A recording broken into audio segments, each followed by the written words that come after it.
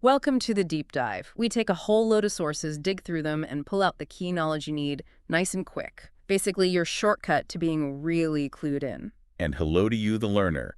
We know you want the essential info without getting buried in details, so yeah, let's jump right in. Today, we're getting into something super important. Bicycle safety on roads. How to actually do it safely. We've got a great mix of stuff for you, legal info from the Bike Law Network, real-world experiences from Reddit forums like Cybercycling and Surcycling, and solid guidelines from the League of American Bicyclists. Exactly. And our mission here is to pull out the most crucial bits from all that so you can feel, safer and more confident when you're out there sharing the road. We'll cover hand signals, tackling intersections, which can be tricky, and just general advice for riding alongside cars. It's all about giving you practical knowledge, stuff you can actually use on your next ride. Hmm. And just before we get rolling, this deep dive is brought to you by the Be Safe, Be Seen podcast, which is sponsored by Reflectos. They make high visibility gear for cycling and running. Okay, let's unpack this. First up, hand signals. This comes straight from the Bike Law Network. Yeah, they start with something pretty fundamental, actually. Yeah. The law, in the U.S. anyway, requires cyclists to use hand signals. It's actually written down. Even if you don't see it enforced much. Right, exactly. Yeah. Enforcement might be spotty, but the requirement is there. And the reason is obvious, really communication. Yeah, prevents misunderstandings, right, which can lead to accidents. The network really stresses that knowing just 3 basic signals makes a huge difference. Totally. Drivers use signals, pedestrians use signals. Well, sort of. Cyclists need that clear communication too, not just with cars, but with other cyclists as well, especially in groups. Good point. So what are these 3 essential signals? Let's start with turning left. Okay, left turn. Bike Law Network says, fully extend your left arm straight out to the side. Simple as that. Straight out. And timing. Good question. They recommend signaling about 100 feet before your turn and hold it for around 3 seconds. Gives people time to see it and react. Okay, 100 feet, 3 seconds, left arm straight out. Got it. Now, right turns. This one's a bit more complicated, isn't it? Sometimes. It can be, yeah. There are 2 main ways. The most common, probably the most intuitive one, is just extending your right arm straight out to the side. Mirror image of the left turn. Makes sense. Exactly. But, and this is the catch, some states actually specify a different signal. Which is? Extending your left arm out, but bent up at the elbow, like a 90-degree angle. Oh, right. I've seen that one described. So left arm bent up means right turn in some places? So it's really worth checking your local state laws on that one. But either way, right arm out or left arm bent up, the timing advice is the same. Signal 100 feet before, hold for about 3 seconds. Crucial consistency there. Okay, signal number 3. Stopping or slowing down. And this one's vital, like you said earlier, because bikes don't typically have brake lights. Exactly. So how do you signal you're hitting the brakes or just easing off? Left arm again, extend it out straight, then bend it down at the elbow 90 degrees with your palm open, facing back. Okay, left arm down, open palm. For stopping or slowing, that seems clear enough. It's pretty universally understood, yeah. It really helps avoid getting rear-ended by whoever's behind you, car or bike. Now, Bike Law Network adds one more really important piece of advice that applies to all signals. Yes, and it's so important. Before you even signal, look back. Check the traffic situation. Make eye contact if you can. Right. Make sure someone's actually likely to see the signal you're about to give. Exactly. Situational awareness first, then signal. And then, of course, get both hands back on the bars to actually make the turn or stop safely. Solid advice. Okay, signals covered. Let's move on to intersections. These often feel like the real hotspots for potential conflict or confusion. What did the Reddit folks on Cybercycling have to say? Well, a lot of the discussion there kicks off with left turns, again, and also how to go straight through when you're in a bike lane. Big question marks for many riders. Understandable. And what's the core idea that comes through? The fundamental thing, repeated often, is that a bicycle is a vehicle. When you're on the road, you have the same rights and, importantly, the same responsibilities as a car. That's the starting point. Okay, so thinking like a vehicle operator, how does that apply to making a left turn at, say, a 4-way intersection? 2 main strategies emerged from the Reddit discussions. The first is basically act like a car, signal, look back, merge safely out of the bike lane, across the traffic lane, and into the left turn lane.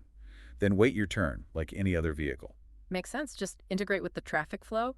But didn't some people mention drivers getting annoyed by that? Yeah, that definitely came up. Some drivers might get impatient. But the general consensus among the cyclists was, look, if you do it safely and legally, you have the right to be there. You're entitled to use that lane for your turn. Exactly. Someone put it like, they shouldn't be pissed off drivers if you're doing it properly. The advice was to be predictable, signal clearly, and pick a safe moment to merge. Don't just dart out. Be assertive, but safe about it. Okay, what's the alternative method for left turns? The hook turn or two-part turn? Right, the two-part turn. This is also pretty common and generally legal. Instead of merging left, you ride straight through the intersection on the right side with the flow of traffic. Okay. Then once you're across, you pull over to the side, stop, turn your bike to face the direction you actually want to go, which is now cross traffic, and wait for a safe gap or the light to change. Then you proceed straight again. Ah, I see. So you break it into two straight crossings, almost like a pedestrian crossing twice. Kind of, yeah. You might even use the crosswalks and pedestrian signals for the second part, depending on the setup. It seems the choice between merging like a car and doing the two-part turn really comes down to comfort level and the specific intersection. Makes sense. Whatever feels safer for you in that situation. Okay, what about just going straight through an intersection in a bike lane? Sounds simple, but Reddit highlighted a big danger there. Yeah, this is a really crucial one. The right hook.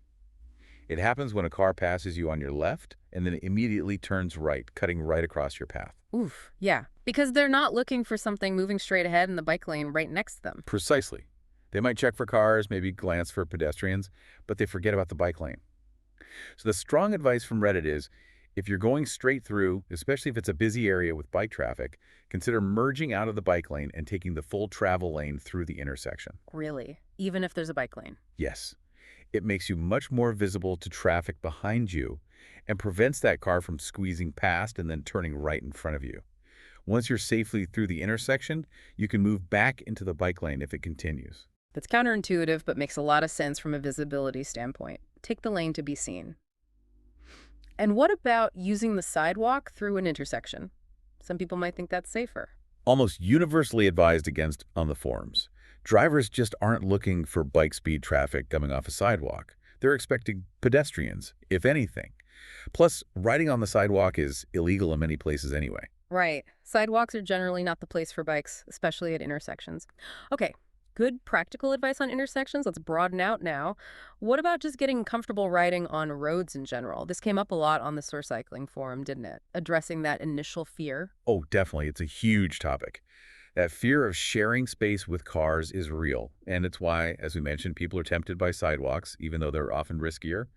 But the surf cycling community had tons of great practical tips for building confidence. Where do you even start if you're feeling nervous? Start small. Start quiet. Find roads that are less busy, maybe wider, good visibility. Don't jump straight onto a main artery. Gradually increase your exposure as you feel more comfortable. Like dipping your toe in? Maybe even drive the route first. Someone suggested that, yeah. Scout it out by car to find those calmer streets. And then when you're riding, it's all about awareness. Constantly scanning ahead, behind, side streets, driveways. Always be thinking, what if? And have an escape plan. Exactly. Always have a potential out in mind. Where could you swerve? Can you brake quickly? Know your options. What specific road hazards did they flag? Parked cars are a big one. The door zone, getting hit by a suddenly opened car door. Huge risk. The advice is always ride far enough out from parked cars that an open door won't hit you. Don't hug the parking lane. Give them wide berth. What else? Road surface itself, potholes, gravel, wet leaves, those metal drainage grates that can catch a wheel. You've got to be looking down the road, anticipating those things. Right, things that can make you swerve unexpectedly or lose control. Visibility came up again too, I bet. Constantly. Daytime running lights, front and rear, were strongly recommended by almost everyone, even in bright sunlight. Makes a massive difference in getting noticed. More than bright clothing. Both are good. Bright or fluorescent clothes, definitely.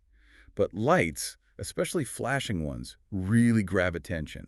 Some people said daytime lights were their single most important piece of safety gear. Wow. Okay. And technology, apps, mirrors. Yeah, people mentioned using apps like Strava to find popular cycling routes via heat maps. The idea being popular routes might be safer or more bike-friendly. And mirrors, definitely. A helmet or handlebar mirror gives you much better awareness of what's coming up behind you, less need to constantly twist your head around. Good tips. What about this idea of taking the lane? It sounds aggressive, but it came up in the context of safety. It's not about being aggressive, it's about being safe and visible. In lanes that are too narrow for a car to pass you safely within the lane, leaving that required 3 feet or whatever your local law is, you should ride more towards the center of the lane. So the car has to wait or change lanes to pass. Exactly. It prevents them from trying to squeeze by dangerously close. You also might take the lane temporarily to avoid hazards near the edge, like debris or those grates we mentioned, or when approaching an intersection where you need to be seen. It's a strategic move for safety. Okay, claiming your space when necessary. Someone even mentioned learning to jump a curb. Seriously. Uh-huh. Yeah, that came up. It's definitely an advanced skill, not for everyday riding. But the idea is, in a real emergency, a last resort, being able to hop onto a sidewalk could potentially save you from a collision. More of an urban survival skill, though. Not something I'll be practicing. I like the analogy someone used, riding on the road is like a dance. Yeah, that captures it well. It's not static. You're constantly interacting, anticipating moves, signaling your intentions clearly, being predictable so others can move around you safely. It's a dynamic back and forth. You have to be proactive.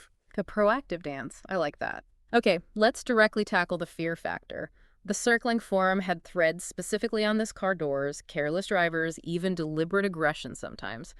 How do experienced riders manage that fear? A lot of it boils down to hyper-awareness and control.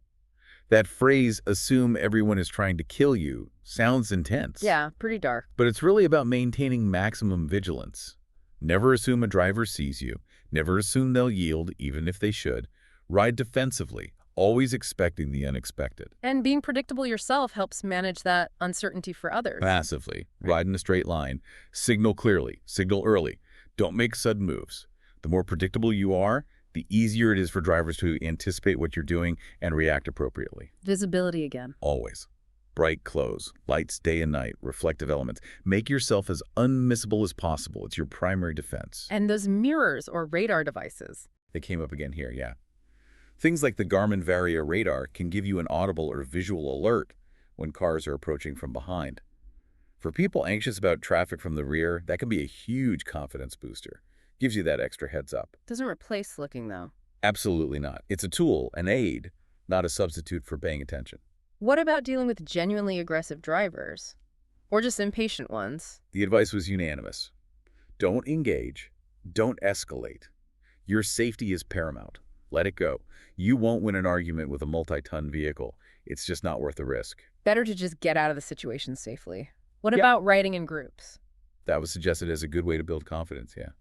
Safety in numbers, plus you learn a lot riding with experienced people, routes, techniques, handling traffic. And simple things, like not riding when you're in a rush. Good point. Rushing leads to mistakes, taking risks, plan your rides, give yourself time. Also, choosing routes and times with less traffic, if possible, obviously reduces potential conflict points. Makes sense. And some people are switching to gravel riding just to avoid roads altogether. Yeah, that's definitely a growing trend. Riding on unpaved roads or trails is a great way to enjoy cycling without dealing with cars nearly as much. Okay, lots of practical wisdom from the online communities. Let's pivot now to the League of American Bicyclists.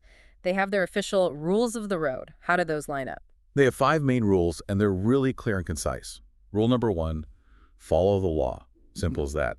Obey traffic signals, signs, ride with traffic, generally in the rightmost lane going your direction. Basically, act like a vehicle because you are a vehicle legally. Exactly. Rule 2, be predictable. Ride straight, signal turns, look back before changing lanes or turning. No surprises. Sounds familiar. Rule 3. Be conspicuous. Again, visibility. Brake close, lights, white front, red rear, especially in low light, reflectors. Make eye contact. And they also specifically say, don't ride on sidewalks. Consistent message there. Rule 4. Think ahead. Anticipate what others might do. Watch for turning cars, stay out of the door zone, scan for road hazards like potholes or grates, cross railway tracks at a right angle. Be proactive about potential problems. Makes sense. Anticipate and avoid. And the 5th rule. Ride ready. This is about your bike and you. Check your bike before you ride, tires inflated, brakes working, chain lubed, quick releases tight, carry basic tools, and crucially, wear a helmet. So the league's rules are a really solid, easy to remember framework. Follow the law, be predictable, be conspicuous, think ahead, ride ready, Pretty much covers the essentials, doesn't it? They also go a bit deeper into the traffic laws themselves. reinforcing that bikes have to follow the same rules as cars. Yes, in all 50 states, that's the bedrock. They highlight a few key principles based on those laws, Hmm. like first come, first served, basically. Yield if you want to use space someone else is already occupying. Right of way, essentially. Uh-huh. And right on the right with traffic flow. Yielding when required to crossing traffic, when changing lanes, standard stuff. What about lane positioning? They talk about speed positioning. Slower traffic keeps right. And lane positioning in wide lanes, right about 3 feet from traffic. In narrow lanes, take the center, take the lane, so cars can't squeeze past unsafely. Matches the Reddit advice. It does. And for intersections, use the rightmost lane that goes in your intended direction. And overarching all of this, obey all the signs, signals, and road markings. No exceptions. Okay, so whether it's the legal view, the Reddit hive mind, or the official league guidelines, the core messages are really consistent, aren't they? Absolutely. Be visible, be predictable, follow the rules, and always, always be aware. And it seems like, yeah, it's normal to be a bit nervous about riding on the road, but knowing this stuff, being proactive, that's how you build confidence and seriously cut down the risks. Definitely. Knowledge is power, and in this case, it's also safety. We really encourage you, learner, to check out these resources yourself. The Bike Law Network site, the discussions on urbicycling and cycling, the League of American Bicyclists, lots more detail there if you want it. Yeah, plenty to dig into to become an even safer and more informed rider. So here's something to think about on your next ride. Every single time a cyclist rides safely and courteously, they make the road environment just a little bit better, a little bit safer for everyone. What's one small change you could make to be part of that positive shift? Good question to ponder. Thanks for joining us for this deep dive on bike safety. Remember, the Be Safe, Be Seen podcast is sponsored by Reflectos. Check out reflectos.com for high visibility gear to make sure you're seen out there. Be safe, be seen.